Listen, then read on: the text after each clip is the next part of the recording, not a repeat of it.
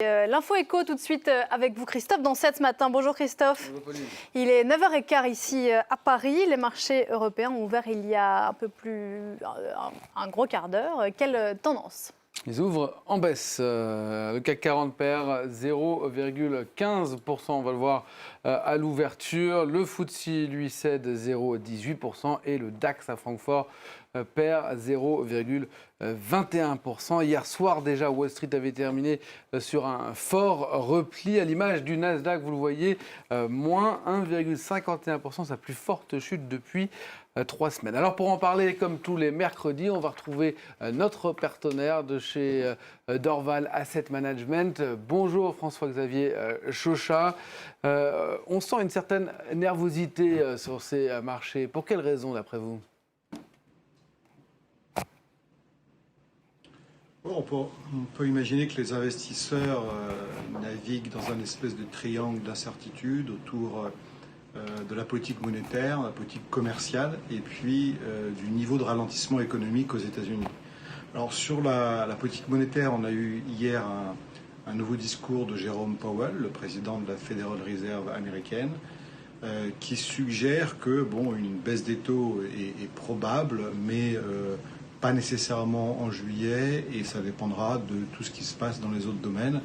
Donc, comme les anticipations sont très fortes sur des baisses de taux aux États-Unis, bien les opérateurs sont obligés de réajuster un peu en temps réel le niveau de baisse des taux qu'il y a à attendre d'ici la fin de l'année.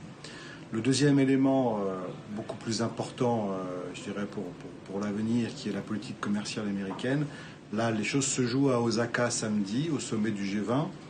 Alors, il y a beaucoup d'attentes et d'incertitudes sur ce sujet. On sait que Donald Trump avait dit que s'il n'y avait pas d'accord commercial avec la Chine, il y aurait une taxation des 300 milliards d'importations chinoises non encore taxées dès le mois de juillet.